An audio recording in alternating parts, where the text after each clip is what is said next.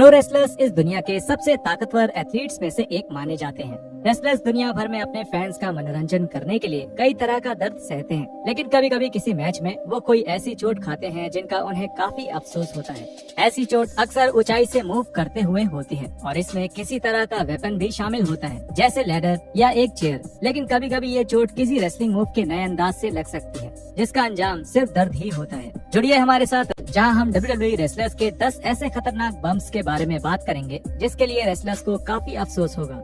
Kevin Owens sent on to the outside. पुराने WWE universal champion match में अपने शरीर को दांव पर लगाने के लिए जाने जाते हैं, लेकिन 2021 में एक छलांग ऐसी थी जो केविन ओवेंस फिर से याद नहीं करना चाहते होंगे। 2021 के आखिर में रॉ पर केविन ओवेंस बॉबी लैशली का सामना कर रहे थे और उस मैच में ओवेंस ने उन्हें रिंग के बाहर छलांग लगाकर मारने की कोशिश करी। लैशली अपनी जगह से हट गए और ओवेंस जमीन पर गिर गए। ओवेंस को देखकर ये साफ पता चल रहा था कि वो काफी दर्द में थे और बाद में उन्होंने ट्वीट करते हुए बताया कि उस चोट ने उन्हें पूरी तरह बर्बाद कर दिया। मुझसे हमेशा पूछा जाता है कि मुझे अपने पूरे करियर में सबसे ज्यादा दर्द किसने दिया, और मेरे दिमाग में दो चीज हमेशा आती हैं, लेकिन पिछली रात को मुझे उस लिस्ट में एक और चीज शामिल करने के लिए मिल गई, क्योंकि किसी वजह से इस हादसे ने मुझे बर्बाद कर दिया। Kurt Angle moonsault off the cage. TNA के समय में कर्ट एंगल अपने फैंस को खुश करने के लिए हर चीज करने के लिए तैयार रहते थे, यहाँ तक कि एक स्टील के केज के ऊपर से मूनसॉल्ट करने के लिए भी। इससे पहले भी साल 2001 में रॉ पर क्रिस बेनवा के खिलाफ एक स्टील केज मैच में उन्होंने ऐसा ही किया था, लेकिन TNA के स्टील केजेस रॉ से ऊंचे होते थे, जिसकी वजह से 2010 में मिस्टर एंडरसन के खिलाफ अपने मैच में एंगल ने जो छलांग लगाई वो WWE और TNA के हॉल ऑफ फेमर के लिए बुरा अनुभव बन गई।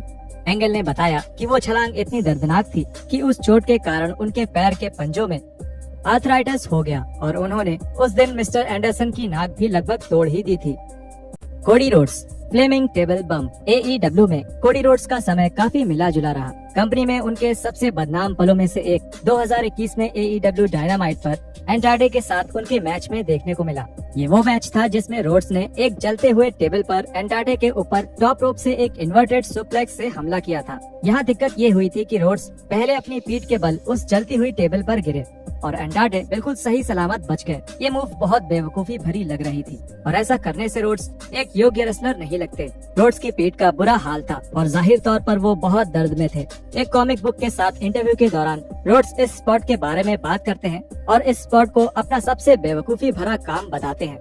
मैं अपनी भाषा को साफ सुथरा रखने की कोशिश करूंगा, लेकिन वो मेरा सबसे बेवकूफी भरा काम था। लेकिन वो बढ़िया था, बेवकूफी भरा लेकिन देखने में अच्छा, क्योंकि डायनामाइट में हम ऐसी ही चीजें तो करते हैं। Mustafa Ali mid air running नी।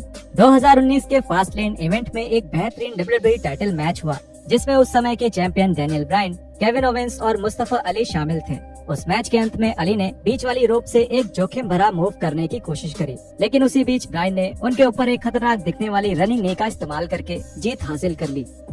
खुद अली के मुताबिक ये उनकी अब तक की सबसे बुरी टक्कर थी और ये समझना आसान है कि ऐसा क्यों था।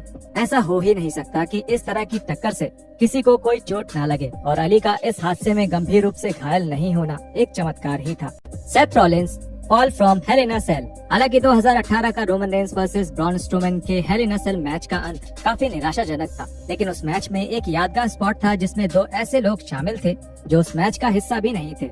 वो थे डॉल्फ जिगलर और सेथ रॉलिंस। रॉलिंस और जिगलर ने हेल इन अ सेल की एक साइड से छलांग लगाई और डैंडलर पेटार्ड शो में एक इंटरव्यू के दौरान रॉलिंस ने बताया कि वो छलांग इतनी खतरनाक थी कि उसके बाद रॉलिंस को अपने करियर के भविष्य पर शक होने लगा था। मैंने हेल इन अ सेल के केज से कई बार छलांग लगाई है और मैं वहाँ से अनाउंस टेबल के ऊपर भी गिर चुका हूँ। ऐसा आखिरी बार 5 या 6 साल पहले हुआ था और तब मैंने सोचा बस हो गया, अब मैं कभी नहीं उठ पाऊंगा, अब सब खत्म हो गया। मुझे नहीं पता अब मैं अपने पैर भी हिला पाऊंगा या नहीं। वो इतना दर्दनाक था कि मैंने सोचा मुझे नहीं पता मैं वापस रेसलिंग कर पाऊंगा या नहीं। केज के साइड से इतनी लंबी छलांग लगाना जिसकी कोई जरूरत भी नहीं थी, ना मैं ऐसा चाहता था, वो मेरा मैच भी नहीं था, तो नहीं इसका कोई फायदा नहीं था। ये एक बिल्कुल गलत फैसला था। मैं सोचता हूँ कि काश मैं वो नहीं करता।